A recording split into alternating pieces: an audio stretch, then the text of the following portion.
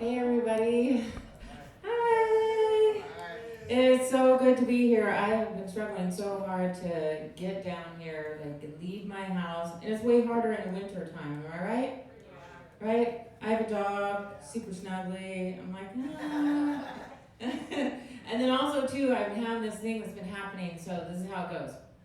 I write some stuff where I think about, I want to tell that story, I want to tell that joke. I think it'll like brighten people up, they'll make them laugh, get inspired, and I feel like, yeah, that's it, right? It's good. And then that's like on like a Saturday, right? And then Sunday, I'm still feeling it, getting excited, right? Monday comes around, feeling it, super excited. Tuesday comes around, it starts to kind of go away. Like by Wednesday morning, I'm like, this shit sucks. Like, what? Nobody wants to hear this. And like the feeling is gone, the dog is cuddly. And then like clockwork, Thursday morning, I'm like, wait a minute, that stuff is really good. I was like, wait, okay, something's going on here. This keeps happening, like 3 weeks in a row. So I'm blessed enough to have a life coach. This is a good friend of mine. She's like just turning 80. She do like 40 push-ups in a minute, and she's amazing. And she's been working with me for a really long time, and so I definitely like want to give her satisfaction. And she loves to hear when I like accomplish all my goals and stuff. And so I put coming here tonight on that list. She's like, all right, text me on Thursday, tell me how it went. I'm like, dang, I have to go. So I'm really glad. So I'm gonna tell you a few jokes, and then I think I tell you just like a personal story, a couple personal stories, and yeah, that's it. I don't have my phone, so I don't know what my time is. I forgot my phone at home. Okay, so let's see, what joke am I gonna start out with? So I'm trying to change the way that I eat. I mean, food is it can be a really big addiction, right? And we can't just be like, that's it, I'm never gonna eat again. We have to make friends with it, And so I'm like trying to eat more conscientiously, like buy less plastic, eat more vegetables and less meat.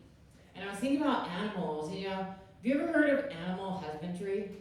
That's what it's called, like way back in the day, biblical times, when people first started like domesticating animals. They take care of them like their family, like lead them to green pastures, show them where the water is. That's animal husbandry. When you think about modern factory farms where we raise animals, and I hear the animals thinking, what are they thinking? Divorce? Or maybe at least counseling. So I've been trying to change a lot of things and like keep things in their right place and in their right relationship. Slowed way down on the alcohol. I like stopped drinking alcohol and started eating chocolate. It's like I keep switching one thing for the other. Then I'm on my final frontier. It's cannabis. And I noticed that when I only have a little bit, I have these really great epiphanies and I can make a lot of changes. And I was like, what was I thinking? And I just see something that I couldn't see before and I can make this great change.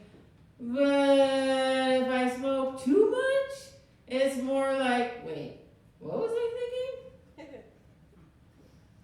Okay, now I'm going to tell you guys a story about a thought experiment that I did. Okay, so my cat was really stinky one day, and I was like, this cat stinks. Like, I can't even stand it anymore. What do I need to do? Like, your doctor just like, put him in the bath, no problem. And cats is a little bit more difficult. If you ever try to give a full-grown cat a bath. So like, it had to be done. I gotta do it, right? So I filled up the bath a little bit, and I put him in there, and he's just like, freaking no, I don't want to be in the bath. I'm struggling, and I'm like, I don't want to traumatize a cat, and I don't want to get scratched. And so then I was like, okay, what do I do? I'm thinking, what do I do? I was like, okay, I'm going to try a thought experiment. So I just get centered. I'm like, focus my thought energy. And I was like, His name is Mickey, by the way. I was like, Mickey, you're the king. I'm your attendant, and I'm here to give you your royal bath. You love your royal bath. And he just like sat down in the water like, yeah, dude. And he had his bath. It was amazing. I just kept rolling that thought in my head, and it worked. Okay, so I'm going to tell you another story. It's dark and funny, but start with I have some things where I wanted to like write a book, and I was thinking to myself, am I ever going to do that? Like, how am I even going to get started? I need help. And how would I ever get it published? Like, how would that even happen? And literally, like, 24 hours later, I was doing this art class at my apartment, and the people that run the classes there came up to us and said, hey, do you guys want to take a writing class, and then we'll publish the book for you? No, I was like, oh my God, it's so weird. I was just thinking about that the other day. So this lady came, she does this class called Legacy Writing, and it's super awesome. It is pretty difficult. They have like a lot of different writing prompts, and one of the writing prompts was a turning point, and I was like, I don't know if I can do it. I don't know where to start the story. You know how all stories, like, they have, like, where do you begin it and where do you end it? Because there's always something before it and something after it. But she told me that it's like digging for treasure. Just follow the undercurrents and you'll figure it out. That was on November 5th. But one of the writing prompts was lighten up. And she said, tell a story. Or tell about something that you need to lighten up about. And it's kind of funny. So this is a story that I came up with. This is a true story. So at one point in time, I had really bad PTSD. And the demons would just eat me alive. Any little mistake I made, and they would just swoop in and just gobble me up. I mean, everybody has that inner critic, and some people it's like a soft voice or a quiet voice, and some people it's really loud. Mine was really loud. And one of the things that used to set me off was losing things, especially my keys. I would lose my keys, and I'd be like late for an appointment, and I would get so upset that I would just be like insulting myself to the point where I was like in a fetal position on the floor, just couldn't go anywhere. It was ridiculous. So obviously I need to lighten up in that area. So fast forward about 2 years, and I was finally kind of starting to get a little bit better, and I was at the point where I could actually start driving again, because I quit driving for a while. And I was going to take my son on a trip to the beach. I was super excited. This is like in 2017. And I was so excited because I could leave the house, right? And I was driving a little bit. So I was like, all right, I'm getting ready, I'm getting packed. I love getting packed. So I get up in the morning, and I go, I can't find my keys.